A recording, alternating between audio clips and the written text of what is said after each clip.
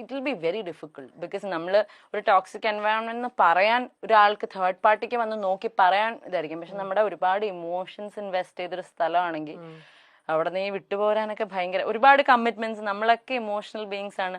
നമ്മുടെ പല കാര്യങ്ങളിലും വൾണറബിൾ ആയിട്ടായിരിക്കും പല സാഹചര്യങ്ങളിലും നമ്മൾ നിന്നുകൊണ്ടിരിക്കുന്നത്. പല സൊസൈറ്റീനെ ചിന്തിച്ചിട്ട് എന്റെ ഒരു ആത്മാർത്ഥത, എന്റെ ഒരു എന്നാലും എന്റെ ഒരു ബെസ്റ്റ് അല്ലേ ഞാൻ കൊടുത്ത്, ഇങ്ങനത്തെയൊക്കെ പല കാര്യങ്ങൾ വിചാരിച്ചിട്ടായിരിക്കും വർക്കിലാണെങ്കിലും കേട്ടോ. ഇപ്പൊ ഒരു ജോലിക്ക് പോവാണെങ്കിൽ അവിടെ ഞാൻ എന്റെ ഏറ്റവും ആഗ്രഹിച്ച ജോലിയാണെങ്കിലും അത് എന്നെ ഭയങ്കരമായിട്ട് തളർത്തുകയാണെങ്കിൽ we have to be strong enough to get out of it. Toxic environment നമുക്കൊന്നും ചെയ്യാൻ പറ്റില്ല, നമുക്ക് അവിടെ നിന്ന് വിടാനേ പറ്റുള്ളൂ. സോഷ്യൽ മീഡിയയെ ബോധിപ്പിച്ച് മാത്രമേ ജീവിക്കാവൂ എന്ന അലിഖിത പോളിസി സമൂഹത്തിൽ നിലനിൽക്കുന്ന പോലെ തോന്നുന്നുണ്ട്.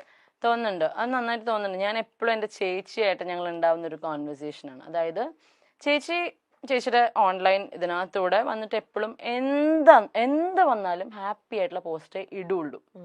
പക്ഷെ I always teller, if you are എന്തെങ്കിലും ഒരു റോങ് റൂമറോ എന്തെങ്കിലും വരികയാണെങ്കിൽ അത് അഡ്രസ്സ് ചെയ്യണം. എന്നിട്ട് ഇപ്പൊ സത്യം പറയണം, വളരെ ജെനുവൻ ആയിട്ട്. ഇപ്പൊ ഞാൻ റീസെന്റ് വേറെ ഇടത്തിൽ ഞാനത് പറഞ്ഞായിരുന്നു. ശരിക്കും പറഞ്ഞാൽ നമ്മൾ നോക്കുമ്പോൾ ഇപ്പൊ നമ്മളിപ്പോ ഭയങ്കര നല്ല കാര്യങ്ങൾ ചെയ്യുന്ന ഒരാളാണ്, ഈ ഒരു ഇമേജ് മാത്രം പുറത്ത് കാണിച്ചാൽ ആൾക്കാർക്ക് നമ്മളെ ഇഷ്ടപ്പെടും.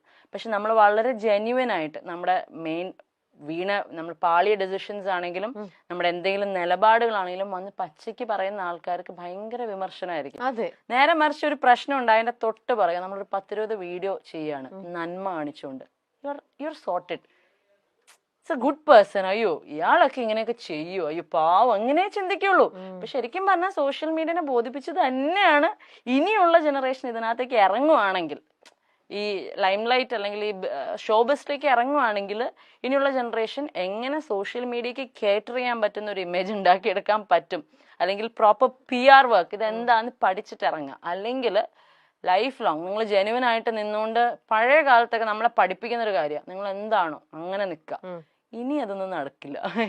ഇത്രയും സോഷ്യൽ മീഡിയ വളർന്നുകൊണ്ടും ഒരു വീട്ടില് 5 വയസ്സുള്ള കുട്ടി തൊട്ട് 55 വയസ്സുള്ള അമ്മയുടെ കയ്യിൽ വരെയും ഫോണുള്ള സമയത്ത് ഇത്രയും ആൾക്കാരെ ഒരേപോലെ അവർക്ക് മനസ്സിലാവുന്ന ഒറ്റ ഭാഷ ഉണ്ടാവുള്ളൂ, നന്മ. ഈ നന്മ മാക്സിമം കാണിച്ചുകൊണ്ട് എത്ര ഉഡായിപ്പാണെങ്കിലും നിങ്ങൾ ആൾക്കാരെ കൺവിൻസ് ചെയ്യാൻ പറ്റും. I have always felt so. So social മീഡിയയിൽ വന്നിട്ട് ജെനുവിനിറ്റിയേക്കാൾ കൂടുതൽ ബിൽഡ് എൻ ഇമേജ്. ഒരു ഫേക്ക് ഫേസ് വേണം അപ്പോ. അബ്സല്യൂട്ട്ലി. കാരണം ഇപ്പൊ ഞങ്ങളുടെയൊക്കെ കേസിൽ ഇപ്പൊ ഞാനൊക്കെ ഇങ്ങനെ വന്ന് നിന്ന് സംസാരിച്ചിട്ട് എന്ത് മാത്രം ഹേറ്റ് ഉണ്ടായത്.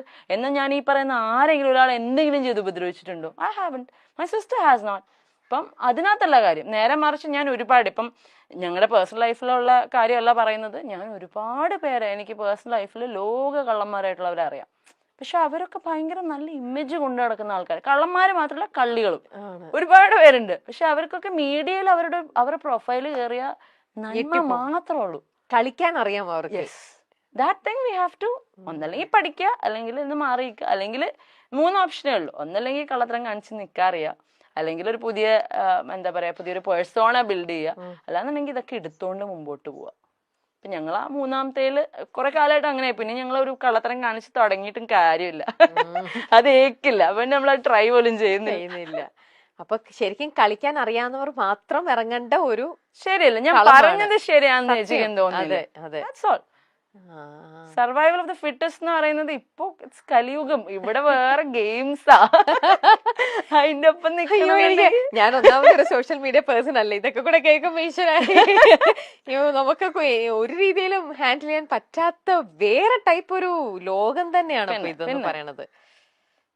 ബാപ്രേ. എന്നെങ്കിലും നിങ്ങളെ എല്ലാവർക്കും മനസ്സിലാകും എന്ന വിശ്വാസത്തിൽ മറ്റുള്ളവരെ കുറിച്ച് ചിന്തിക്കാതെ നമുക്ക് മുന്നോട്ട് പോകാം. അങ്ങനെ അതാണ് ഞങ്ങളുടെ ആ ഒരു വേർഡ് ഉണ്ടല്ലോ, ഹോപ്പ്. കാരണം നമ്മുടെ ഉള്ളില് എപ്പോഴും പറയും, സത്യം എന്തൊക്കെ വെച്ച് അടച്ചു വെച്ചാലും അത് പുറത്തു വരും. അതുപോലെ ഒരു ഡയമണ്ട് എത്ര അഴുക്കിനടിയിൽ ഇട്ടാലും നമ്മൾ തുടച്ചെടുത്ത് കഴിഞ്ഞാൽ ഇറ്റ് വിൽ സ്റ്റിൽ ഷൈൻ. അപ്പം ഞങ്ങളുടെ വീട്ടിൽ എൻ്റെ അച്ഛനമ്മയൊക്കെ ഒരുപാട് വിഷമിച്ചിരിക്കുമ്പോൾ അവർ പറയുന്നത്, നമുക്കൊരു ദിവസം വരും, ആ ദിവസത്തിന് വേണ്ടി വെയിറ്റ്. അത് പറയുമ്പോൾ എനിക്ക് ഇമോഷനാവും. Wait for that day and will wait.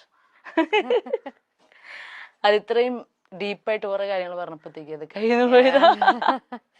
ഇല്ല, ഐ ക്യാൻ അണ്ടർസ്റ്റാൻഡ് അബ്രാമി. ആ ഒരു ഇപ്പൊ ഞാനും ഇത്ര പുറമേ നല്ല ഇത്ര നാളും നിങ്ങളുടെ പ്രോബ്ലംസ് കണ്ടുവരുന്നത്. ഇപ്പം when I'm talking to you, ഇത് ആ ഒരു ഇതിനോട് പറയുമ്പോ ഇത് എനിക്ക് അഭിരാമി എത്ര ചിരിച്ചോണ്ടാണ് പറയുന്നെങ്കിലും എനിക്ക് ആ ഉള്ളിൽ നിന്ന് അതിന്റെ ആ ഒരു മാസ്ക് ഇച്ചിരി പൊട്ടിപ്പോന്നു അതാ കരഞ്ഞ്.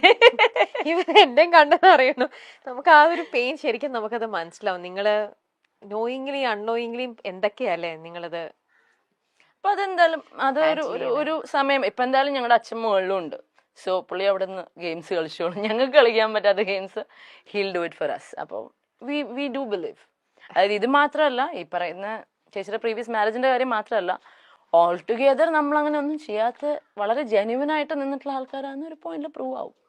Will wait for that. We have to. കാരണം പാപ്പു എന്ന് പറയുന്ന ഒരാളുടെ മുമ്പിൽ ഞങ്ങൾക്ക് അത് കാണിച്ചു കൊടുക്കാനുണ്ട്. പിന്നെ ആ കുഞ്ഞിന്റെ ഒരു പ്രയാസം ദൈവം ഞങ്ങളുടെയൊക്കെ പിന്നെയും പോട്ടെ, കുഴപ്പമില്ല. പക്ഷെ ഈ പറയുന്ന ഒരു എനർജിയൊക്കെ മുകളിലുണ്ടെങ്കിൽ ആ കുഞ്ഞിന്റെ ഒരു സാധനം കാണാതിരിക്കില്ല. അപ്പം that day will come for sure.